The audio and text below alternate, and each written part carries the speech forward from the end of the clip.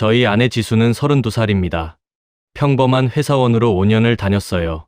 월급은 300만 원 정도였습니다. 그런데 어느 날 퇴사하겠다고 했어요. 여보, 나 유튜브 시작해볼까? 처음엔 농담인 줄 알았습니다. 아내가 유튜브나 인스타를 자주 보긴 했지만 직접 할 거라곤 생각 못 했거든요. 하지만 아내는 진지했습니다. 요즘 많이들 하잖아. 나도 할 수 있을 것 같아. 솔직히 반대했어요. 300만 원이라는 안정적인 월급을 포기하고 불확실한 길을 가는 게 이해가 안 됐습니다. 하지만 아내 눈빛이 확고했어요. 평소에 하고 싶은 게 없던 아내가 처음으로 열정을 보였습니다. 알았어. 한번 해봐. 내가 응원할게. 결국 동의했습니다. 최악의 경우 다시 취업하면 된다고 생각했어요. 아내는 회사에 사표를 내고 본격적으로 준비했습니다. 카메라, 조명, 편집 프로그램을 샀어요. 생각보다 초기 비용이 많이 들었습니다. 아내는 일상, 요리, 브이로그 영상을 찍었어요. 저는 퇴근하고 촬영을 도와줬습니다. 조명 잡아주고, 카메라 각도 조절해주고, 편집 의견도 냈어요.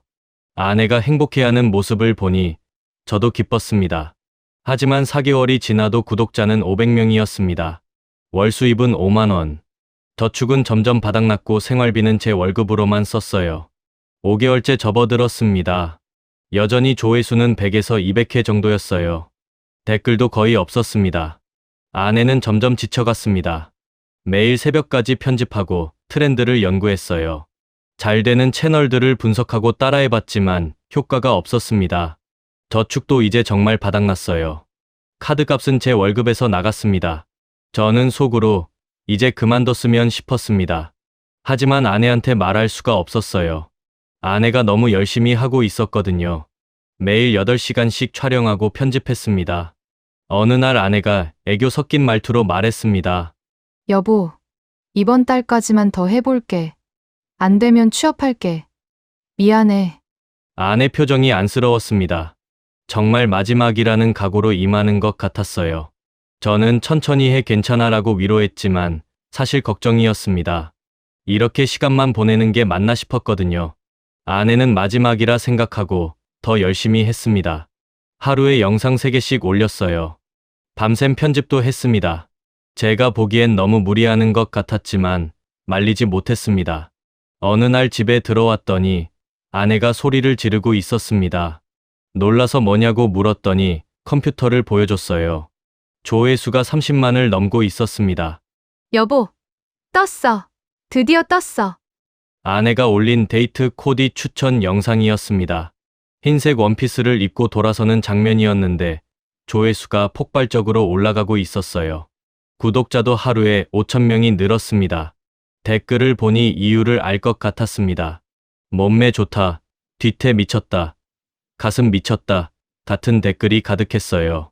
성희롱 댓글과 몸매를 평가하는 글들이 많았습니다. 아내는 신이 났습니다. 여보, 드디어 알았어. 사람들이 뭘 좋아하는지 의상 콘텐츠로 가야 해. 댓글이 못마땅했지만 저도 기뻤습니다. 5개월 동안 고생한 보람이 있었어요. 그날 이후 구독자가 계속 늘었습니다. 일주일 만에 1만 명, 한 달 만에 2만 명이 됐어요. 월 수입도 150만 원이 됐습니다. 아직 원래 월급엔 못 미치지만 가능성이 보였어요. 아내는 매일 의상 컨텐츠를 올렸습니다. 여름 원피스 추천, 데이트룩 코디 같은 영상이었어요. 조회수는 평균 5만에서 10만 정도 나왔습니다. 댓글도 많아졌어요. 저는 아내를 진심으로 응원했습니다. 석 달 후 구독자가 5만 명이 됐습니다. 월 수입은 300만 원을 넘었어요. 아내 원래 월급과 비슷해졌습니다. 저희 생활도 다시 안정됐어요. 그런데 뭔가 신경 쓰이는 게 생겼습니다. 아내가 입는 옷이 점점 짧아지고 타이트해졌어요. 처음엔 무릎까지 오는 원피스였는데 이제는 나체에 가까운 모습이었습니다. 유튜브 썸네일은 점점 자극적으로 변해갔고요. 댓글에는 남자들 반응이 대부분이었어요. 요즘 이런 게 유행이야. 조회수 잘 나와. 아내는 자연스럽게 말했습니다. 저는 조금 불편했지만 뭐라 하기 애매했어요. 실제로 짧은 옷을 입은 영상 조회수가 2배 이상 나왔거든요. 댓글을 보니 더 불편했습니다. 다리 예쁘다, 몸매 관리 어떻게 해요? 정도가 아니라 뒤돌아서 보여주세요. 더 짧은 거 입어봐요. 같은 요청이 많았습니다. 하지만 수입이 늘어나니까 참았습니다. 어느 날 회사 후배가 제 책상으로 왔습니다. 뭔가 민망한 표정을 지으며 핸드폰을 보여줬어요. 형, 이거 형수님 맞죠? 링크를 눌러보니 아내 영상이었습니다. 비키니 하울이라는 제목이었어요. 수영복 여러 벌을 입고 돌아서며 보여주는 컨텐츠였습니다. 각도가 노골적이었어요. 엉덩이와 가슴 부분이 클로즈업 됐습니다. 조회수는 50만이 넘었습니다. 댓글은 차마 읽을 수가 없었어요. 남자들 희롱 수준이었습니다. 후배가 어색하게 웃으며 말했습니다. 형수님 몸매 좋으시네요. 엄청 유명하시던데요. 저는 아무 말도 못하고 자리로 돌아왔습니다. 너무 창피했어요. 그날 밤 아내한테 물었습니다. 이건 좀 심한 거 아니야? 수영복까지. 아내가 짜증을 냈습니다. 여름 시즌이니까 당연한 거 아니야? 다들 비키니 하울해. 왜 나만 못해? 그래도 이건 너무 노출이 심한 것 같아. 노출. 수영장 가면 다 입는 거잖아. 뭐가 문제야? 아내는 이해를 못하는 것 같았습니다. 오히려 저한테 화를 냈어요. 저는 더 이상 말하지 못했습니다. 하지만 마음이 너무 불편했습니다. 다음 날 회사에서 다른 직원들도 아내를 알고 있었습니다. 복도에서 수근거리는 소리가 들렸어요. 한 달 후 아내가 라이브 방송을 시작했습니다. 실시간으로 시청자들과 소통하는 거였어요. 처음엔 좋다고 생각했습니다. 팬들과 친해지면 좋잖아요. 그런데 라이브를 보고 충격을 받았습니다.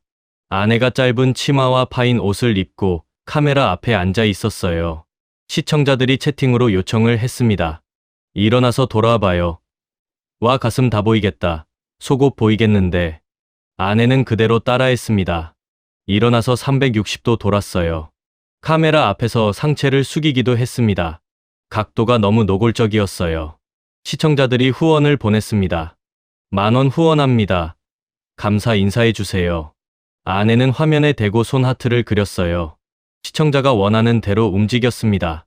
라이브가 끝나고 물었습니다. 라이브는 좀 너무한 거 아니야? 뭐가? 시청자들이랑 소통하는 건데. 그 요청들 다 들어주는 거 이상하지 않아? 아내가 화를 냈습니다. 대신 돈 많이 벌잖아. 이번 달 수입 500만 원 넘었어. 당신 월급보다 많아. 저는 할 말을 잃었습니다. 아내 말이 맞긴 했어요. 월 수입이 제 월급을 넘었습니다. 구독자도 10만 명 가까이 됐어요. 그런데 왜 이렇게 불편한 걸까요? 라이브는 계속됐습니다. 주 3회, 매번 2시간씩 방송했어요. 그리고 매번 시청자 요청을 들어줬습니다. 한 달 후 아내 월 수입이 800만 원이 됐습니다. 제 월급의 거의 2배였어요. 유튜브 구독자 8만 명, 인스타그램 팔로워 12만 명이었습니다. 완전히 성공한 인플루언서가 됐어요. 하지만 컨텐츠는 점점 더 노골적이었습니다. 속옷 브랜드한테 협찬을 받았어요. 노출이 심한 속옷 타올 영상을 찍었습니다. 라이브에서는 더 심했어요. 이거 벗어볼까요? 장난치며 시청자 반응을 즐겼어요. 실제로 벗진 않았지만 그런 신용만으로도 후원이 쏟아졌습니다. 회사에서는 더 이상 못 다니겠더라고요. 사람들이 다 알았습니다. 형수님 영상 어제 봤어요. 형수님 몸매 진짜. 이런 말을 들을 때마다 죽고 싶었습니다. 어느 날 폭발했습니다. 제발 그만하자. 내가 회사에서 얼마나 창피한지 알아? 내 인생이야. 내가 행복한데 왜 반대? 행복? 저런 댓글 보면서 행복해? 남자들이 희롱하잖아. 질투하는 거지. 내가 돈 더 많이 버니까? 아내는 들으려 하지 않았습니다. 오히려 저를 이기적이라고 했어요. 왜 간섭하냐는 식이었습니다. 친구들한테 얘기했더니 의견이 갈렸습니다. 800씩 버는데 뭐가 문제야. 부럽다. 형수님 뭐라 하지 마. 요즘 그게 대세야. 라는 친구도 있었고, 그건 좀 심하다. 너 자존심 상하겠다는 친구도 있었습니다. 하지만 아무도 명확한 답을 주지 못했어요. 지금 아내는 월 800만 원을 법니다. 제 월급의 거의 2배예요. 유튜브 구독자 8만 명, 인스타그램 팔로워 12만 명입니다. 완전히 성공한 인플루언서가 됐어요. 저희 생활은 확실히 나아졌습니다. 좋은 아파트로 이사했고, 외제차 할부금도 아내가 냅니다. 맛있는 거 먹고 좋은 곳 여행 다녀요. 경제적으로는 여유로워졌습니다. 하지만 저는 불행합니다. 매일 아내 영상을 봅니다. 짧은 치마 입고 돌아서는 모습, 수영복 입고 포즈 취하는 모습, 속옷 입고 카메라 보는 모습. 댓글에는 남자들이 몰려듭니다. 만나고 싶어요. 만져보고 싶다. 남편 밤에 부럽다. 이런 댓글을 아내는 웃으며 읽습니다. 인스타에는 차마 보여줄 수 없는 수위의 사진이 오기도 합니다. 그 모든 게 저한텐 고문입니다. 길거리에서 아내를 알아보는 사람들도 생겼어요. 남자들이 쳐다봅니다. 제 아내가 그들 핸드폰 속에 어떤 모습으로 저장돼 있을지 생각하면 미칠 것 같습니다. 그만두자고 하면 아내는 이렇게 말합니다. 돈이 싫어? 내가 벌어주는데 우리 훨씬 편해졌잖아. 친구들도 800씩 버는데 뭐가 문제냐고 합니다. 하지만 저는 견딜 수 없습니다. 제 아내가 수십만 명 남자들의 눈요깃거리가 되는 게, 댓글로 희롱당하는 게, 라이브에서 요청대로 움직이는 게 너무 싫습니다. 회사에서 사람들 눈치 보는 것도 지겹습니다. 돈을 선택하면 이 불편함을 평생 안고 살아야 합니다. 자존심을 선택하면 월 800만 원을 포기해야 해요. 아내는 그만둘 생각이 없어 보입니다. 이혼을 해야 할까요? 아니면 평생 참고 살아야 할까요? 돈과 자존심 사이에서 저는 매일 고민합니다. 여러분이라면 어떻게 하시겠어요? 저는 정말 어떻게 해야 할까요?